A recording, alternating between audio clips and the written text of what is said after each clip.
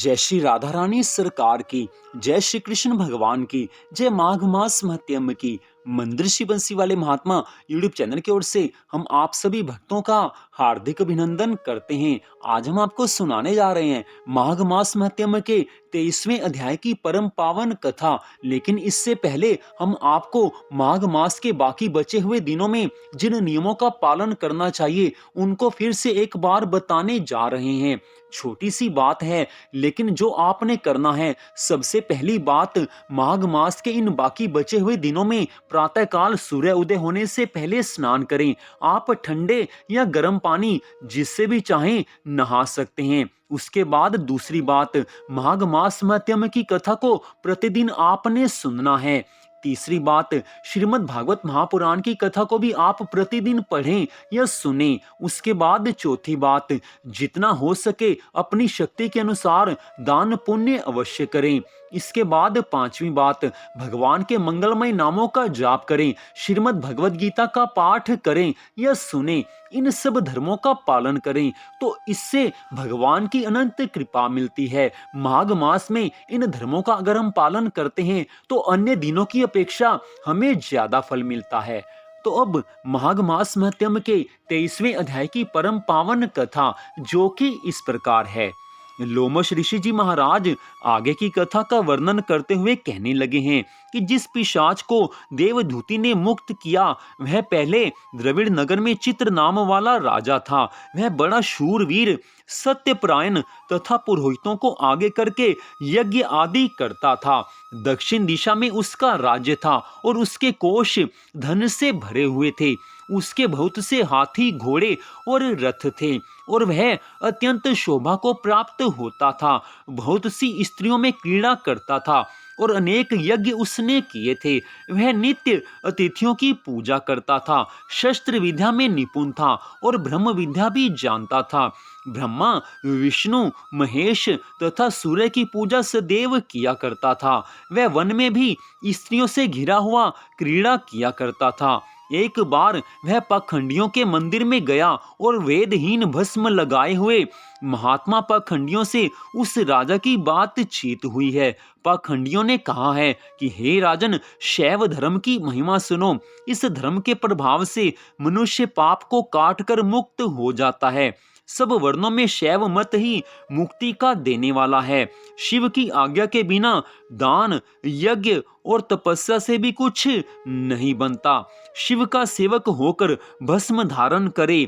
जटा रखने से ही मनुष्य मुक्त हो सकता है। जटा धारण करने तथा भस्म लेपन से ही मनुष्य शिव के समान हो जाता है।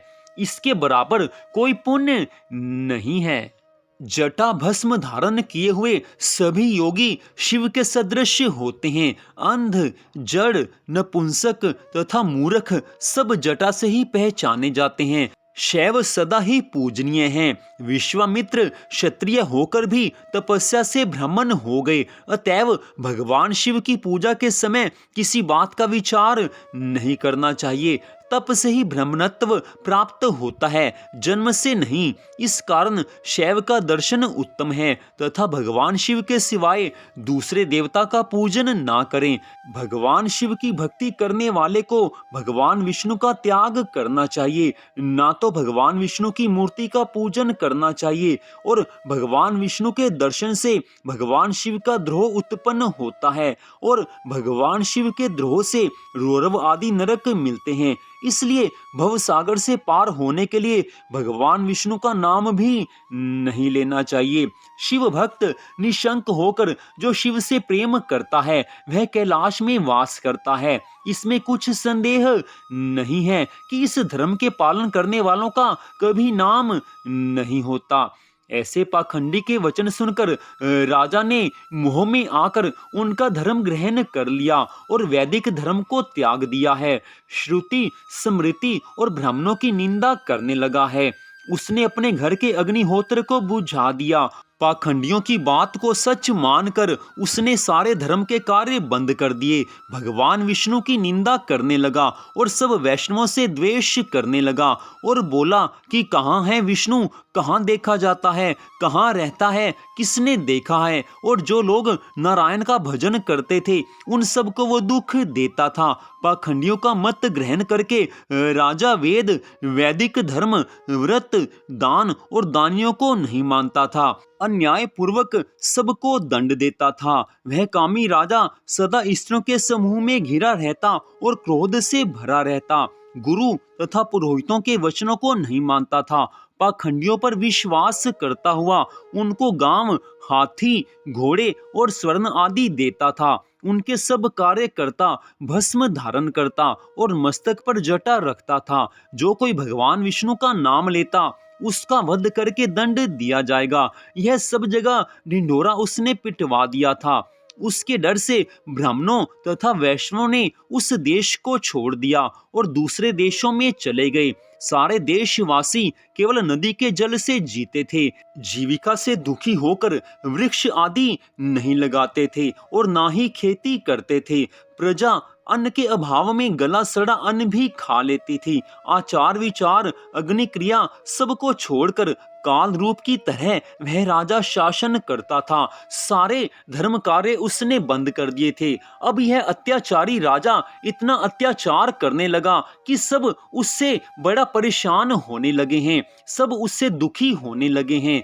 जिस देश का राजा इतना अत्याचारी होगा वहां की प्रजा को तो दुख होगा ही होगा। कुछ काल के पश्चात उस राजा की मृत्यु हो गई और वैदिक रीति से उसकी क्रिया भी नहीं की गई। उसे यमदूतों ने अनेक प्रकार के दंड दिए हैं, दुख पर दुख उसको मिले हैं। जब यमदूत उसको लेकर जा रहे थे तो उस समय उसको कई बार लोहे की कीलों पर चलना पड़ा, कहीं जलते अंगारों पर चलना पड़ा और उस स्थान पर सूर्य अति तीव्र था और ना कोई छाया का वृक्ष था और कहीं लोहे के डंडों से उसे पीटा गया, कहीं बड़े बड़े दांतों वाले भेड़ियों और कुत्तों से उसको कटवाया गया। इस प्रकार दूसरे पापियों का हाहाकार सुनता हुआ वह राजा यमलोक में पहुंचा है।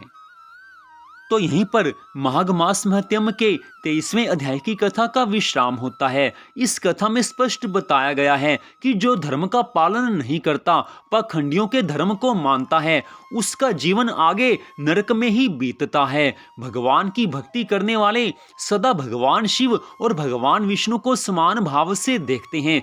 भगवान शिव का भक्त अगर भगवान विष्णु की निंदा करेगा तो भगवान शिव भी अपने उस भक्त पर प्रसन्न नहीं होते हैं, और भगवान विष्णु का भक्त अगर भगवान शिव की निंदा करेगा तो भगवान विष्णु भी अपने ऐसे भक्त से कभी प्रसन्न नहीं होते हैं। इसलिए अपने इष्ट देव की भक्ति करते हुए भगवान के बाकी सभी रूपों को भी नमस्कार करना चाहिए। यही मानना चाहिए कि भगवान के बाकी सभी स्वरूपों में भी हमारे इष्ट देव वास करते हैं।